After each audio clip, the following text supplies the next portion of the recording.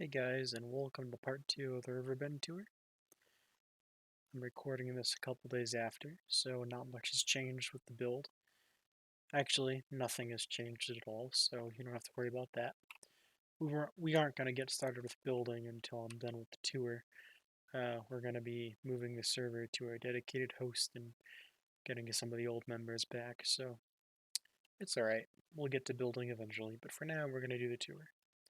So where we last left off, we were going down this street showing all the houses with finished interiors, which currently is only two. But this is going to be the first district where we're going to focus on house interiors.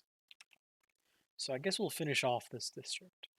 And I'd like to fly up and show you a couple things about this area. So you can kind of see the layout of the old city. And by old, I mean the first district we made. It extends from this gate around this edge, extends along this wall, along that walkway, all the way to that bell tower right there, and then it extends across that bridge and kind of at an angle along this farmland up to the front. Now that's the first district we made, and everything else was expanded on later, but we're just going to focus on this small area today. Since you're going to be seeing a lot of wool above houses for the rest of the tour, I'm just going to go ahead and explain that. Red means the building is entirely done. The exterior is done and the interior. Blue means, actually no, I don't think that's correct. Yellow means that the exterior is done and there's a shell on the inside, which basically means there's rooms divided and that's it. There's no furniture. And then white means there's absolutely no interior. And then for the shapes on the ground and above the houses, this is the sorry, that just distracted me. This is the legend. So it goes brothel is white, red is tailor, purple is potion maker, and so on. And if it's on the ground with no house, that means we're gonna completely redesign the house from the ground up. And if it's in the air above the house, that means we're going to just do an interior that matches the theme of the color chosen. And that's just in an attempt to kind of reinvigorate the city because a lot of these houses are 4 years old, 4 years ago. A lot of us are not the builders we are today. So that's just an attempt to go back and redo some of the more boring aspects of the city. But obviously, stuff like this bell tower, actually, this is a church, stuff like this church has not been changed much at all in the last 4 years because we consider this historical. I believe Vetter who's one of our builders, did a couple tiny little details with lighting in this little church, but that's about it. So, yeah, let's go through this district. And we'll do it on the ground because I like exploring the city on the ground even though I have creative mode because that's kind of fun. It gives you a sense for how massive the city truly is. I've never really been happy with the way this little area came out, but like I said, it's historical. We're not going to mess with it because it's 4 years old. You'll find that a lot of the towers have just been copied and pasted, or it appears that way, but in reality, a good deal of them were just manually built by hand exactly the same, because if you remember, a lot of these towers are at least 4 years old. Well, not at least, they are 4 years old. And we didn't have World Edit back then to copy and paste them. But this tower does not have an interior, but it does have an amazing lookout point on top that you can see a large portion of the city with. Now, because we're on Eternos and they enforce their own render distance limit, you can't see as much as you could have in a single player. But the reason I'm doing this on Eternos instead of single player is I honestly don't know, but I've started a tour on here, so I'm going to finish it on here. And you'll just have to deal with it. So let's hop back down here. And We're kind of not going to walk everywhere just because I don't want to have this video be 20 minutes long. You get to see one of the first structures built on the server. I do not remember who built it. It means it has been a very long time, but like I said, Vetter was the one who renovated it. And then this one over here was another church that was slightly bigger.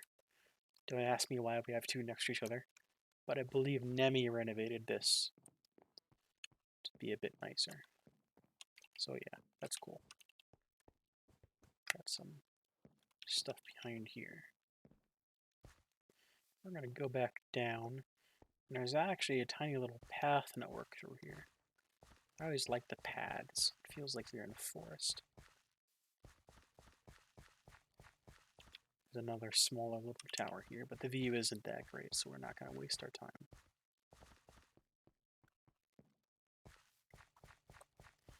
Now, we're going to go back over this way and check out some of the cool things. We're not going to go up there just yet. That's an entrance to a whole other district. This house, if I'm not mistaken, is actually the first house built on the entire server. Yes, it is. It has these weird arches, and that's how I remember. Does it have an interior? No, it does not. I'll have to do something really special with this house. This was the first house we built on the entire city. Alright.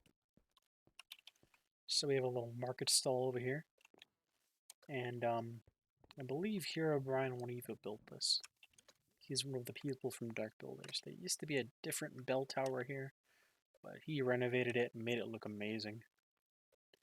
And if I recall... Aw, somebody took it out. Actually, no, is it up here? Yeah. There's Pepsi heads hidden all over the map. Don't ask me why, but I believe there's 50 of them hidden all over the map. From a builder of ours who is absolutely obsessed with Easter eggs. There's a better view at it. I guess it's more like Pepsi logo, not necessarily a Pepsi head. Alright. Got a little market stall with a double bridge. I don't know why we did this, but looks kind of cool. I think this was actually a wall at one point. So I guess this makes a bit more sense. This would have been a wall and then there was a bridge connecting the two walls. But now that we got rid of the wall entirely to open up this market, it looks like it's two bridges. But this used to be a solid wall. This used to be the edge of the city. And everything beyond that, and everything beyond that, and everything beyond that did not exist at one point. So this would have been the far corner of the city. Really early on, believe it or not. So, let's see. Oh yes, there was a little garden over here. I really like this garden. It's up there. It's underneath the arches of the bridge. We just have this little area, and it was too small for houses because the houses would bump up against the bridge. And we just wanted a garden. There's lots of gardens around to build. So we went ahead and did this. I could go ahead and remake this and put like better looking paths and benches, but like I've said, we really try not to mess with the really old stuff. We only really renovate it if it looks absolutely atrocious or if it's in a newer area and can be upgraded. Alright, so let's see, what can we do next? Let's do this. This was the second segment we made. It's the farmland, the first farmland. And believe it or not, this used to be a ridgeline. This used to be a natural valley. Most of this early stuff was loosely based off natural terrain that we terraformed to be flat. So this was roughly a natural little valley. And there were like cliffs over here and there were cliffs over here. And we went in and made them square. And then we flattened the land in the valley. And we manually, block by block, raised the valley up in terraces. Because if you look, it's not all flat. And then we made these tessellations. We took a hoe and hoed the entire thing and planted all the crops. and that was all done manually by hand, including these walls and including these walls. And it took probably 2 weeks. And I remember when we finally finished and all the crops finally grew, it was the most satisfaction I experienced in the entire build. I don't think I've experienced levels of satisfaction since working at any part of it. I was absolutely ecstatic. And then everything beyond here was expanded at some point. The fields stopped roughly here. There was like a wall at some point between here that we got rid of. And yes, of course, I have to show the obligatory Welcome Riverbend powered by Monster and Doritos. And then I think Nemi put these medieval swords here. I think they're real swords. I know Excalibur is a real sword, but I think these are also from Arthurian legend, if I'm not mistaken. Alright, so we're going to try and quickly finish up everything in the front section of the city, so next episode we can focus on the more interesting stuff. So without further ado, we're just going to really quickly go over this area. Has the same tower design, has a bunch of houses, has a really crappy market stall, has a couple planned buildings, and then up here is the same deal. That's literally it. And then this house is a house I built in survival mode on a server called Dark Builders, and I took screenshots of it and I recreated it block for block, at least the exterior, in Riverbend. And I have yet to do an interior. I believe a person who briefly played on here named Mind Twist attempted to do an interior, but it does not serve it justice at all. So I'll be redoing the interior of this eventually. And then, yes, this was the mess around area. At some point, people got tired of building in the city, and I told them you can build whatever you want if you build far enough away. And they built an aircraft, and they built a hangar that is way too small for the aircraft. So, yeah, just found that kind of funny. And I kept it just because it was made by friends of mine I no longer have contact with because they've moved on, and it's a nice memory, so I keep it here even though it looks weird. And it doesn't fit the theme, but I keep it regardless. And then this little island I built out of boredom. One night I came on the server and I was really not motivated to build, but I wanted to do something. I wanted to push myself to build anything at all, and I took about half an hour and built this just so I would have something that I did that night. Because there was a period of about 2 months where I just wanted to do something on the build at least once a day. And that's how a lot of this progress got done. And then I think somebody added this about a year ago, but Iexon's actually got in contact with me. He's going to be joining us later this week as well. So that's cool. And then we're going to quickly finish off this camp over here. I built this for fun again. It was another late night project that I just wanted to get done so I'd contribute something to the build. These are, yes, I know, very basic tent designs that probably got them off Google if you look hard enough. I honestly don't remember, but it's something, and it brings a bit more life to this general area.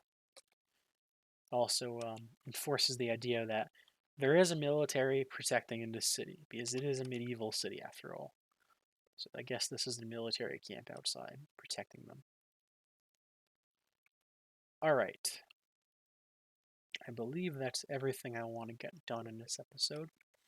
Next episode, we're going to go deeper into the city and show off a couple buildings like that. You've probably seen all past 2 episodes. You're wondering what's that about. And I don't think you've seen What's Beyond, because render distance won't allow me to see it. But we'll see that next episode. And we're going to show off some of the more interesting parts of the build. Anyway, guys, I hope you enjoyed. This is Astria, signing off.